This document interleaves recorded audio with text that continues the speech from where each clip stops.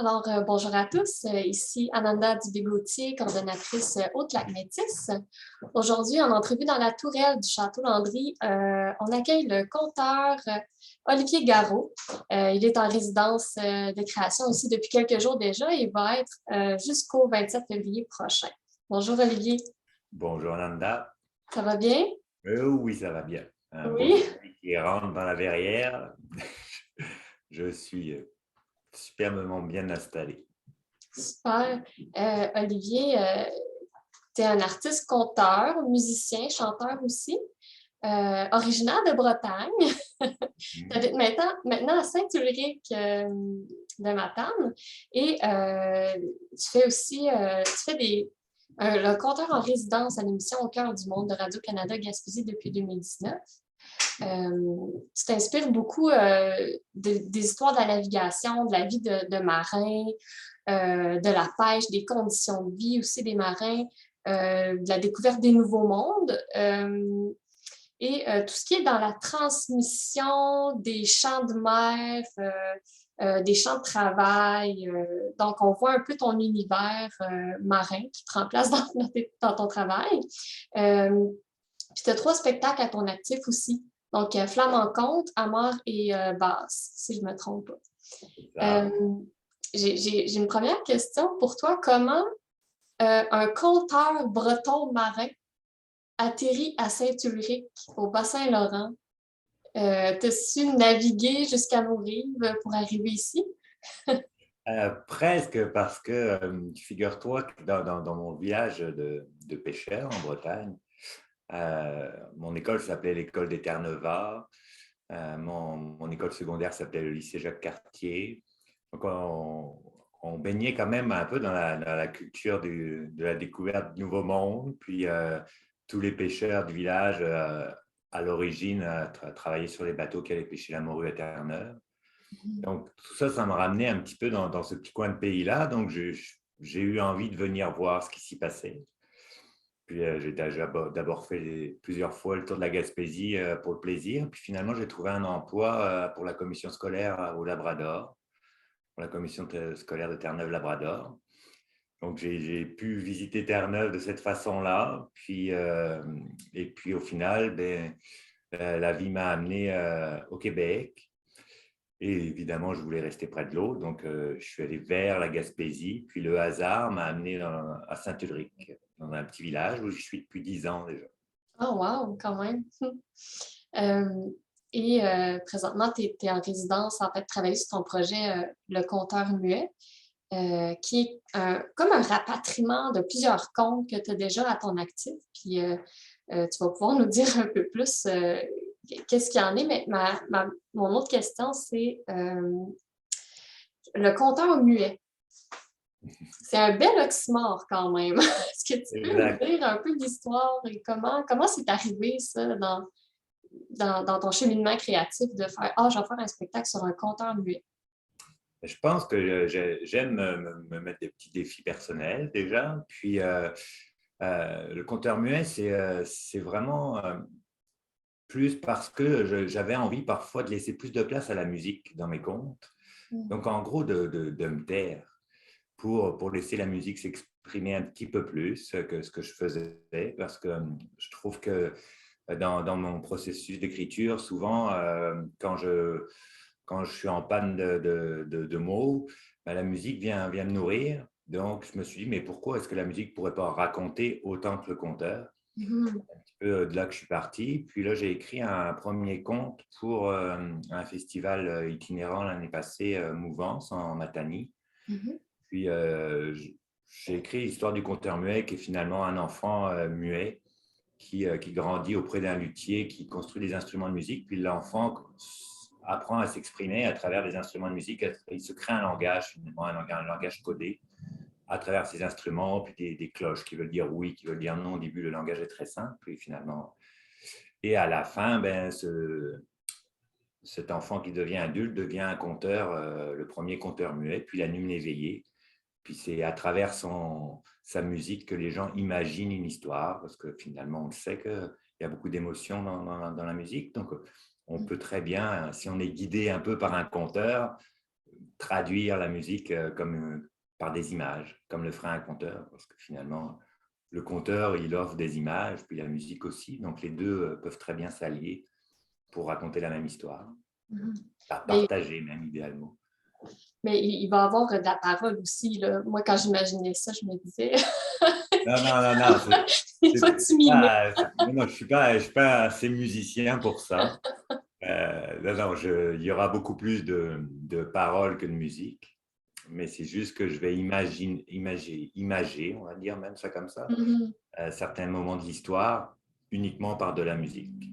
Donc, par des moments de tumulte, d'une tempête, quelque chose de doux, en fait, tout ce qu'on peut facilement retranscrire en musique, ben, je vais enlever les mots, puis je vais laisser place à la musique. Mhm. Peut-être que ça ira beaucoup plus loin en fonction des gens avec qui je vais travailler, parce que l'idée, c'est aussi de faire appel à des compositeurs, à des musiciens bien plus doués que moi, qui pourront sûrement m'amener à un univers dans lequel je ne suis pas encore. Donc, ça, c'est en devenir. Mhm. Donc, il y a un désir de travailler en collaboration aussi. C'est super. Toujours, Oui. toujours. Je n'aime pas ça, travailler tout seul. Je ne suis pas quelqu'un qui aime monter sur scène tout seul non plus. Mhm. C'est un gars de gang. Je trouve que l'art, ça se partage, mais ça se partage aussi sur la scène. Dans les processus créatifs aussi. Puis, Exactement. en parlant de processus, comment ça se passe? Ça fait quelques jours déjà que tu es au Château Landry.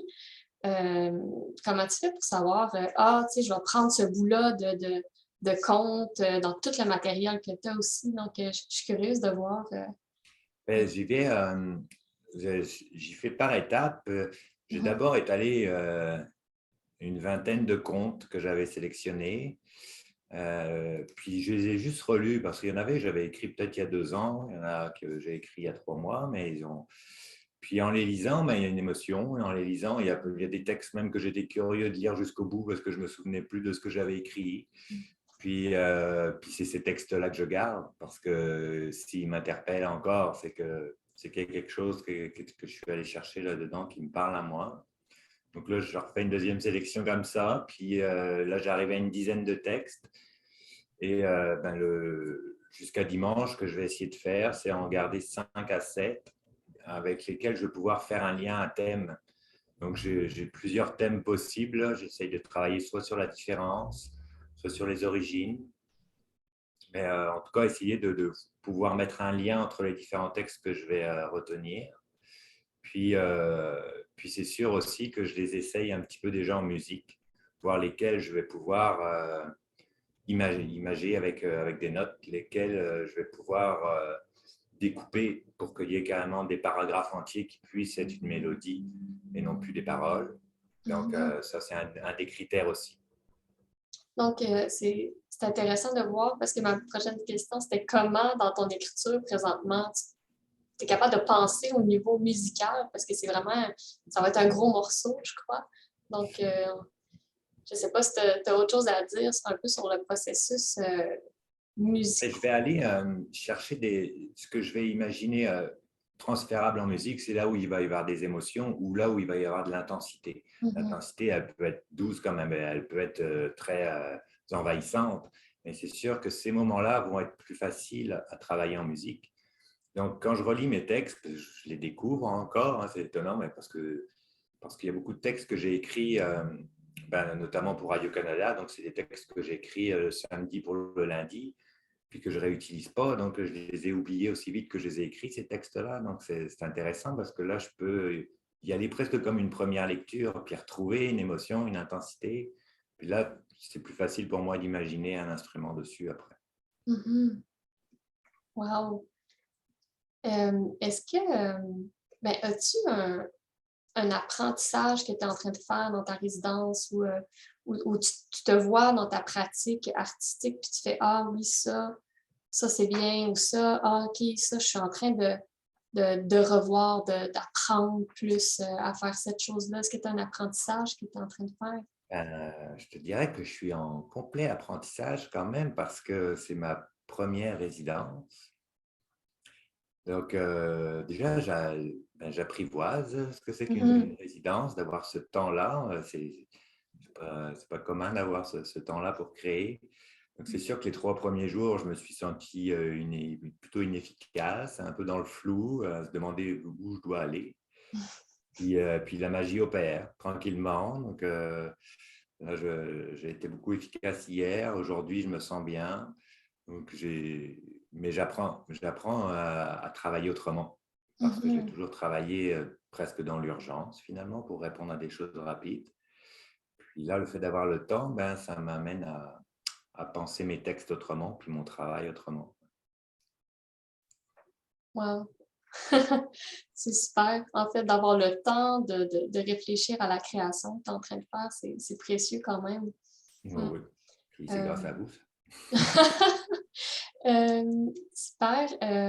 Ben, Olivier, c'est toutes les questions que j'avais. Je te remercie vraiment du temps que tu nous as consacré aujourd'hui. Puis je te souhaite vraiment une belle fin de résidence de ton côté, puis en espérant que ça soit vraiment fructueux. Euh, voilà, donc, mais avant de quitter, je tiens vraiment à remercier en fait nos partenaires pour les entrevues dans la tourelle du Château Landry. On a la télévision communautaire de la Métisse, la librairie Lis beaucoup de Montjoly et l'Alphabet. Sur ce, ben, je vous dis à bientôt, puis Olivier, bonne chance encore. Merci beaucoup. Bye bye. Bye.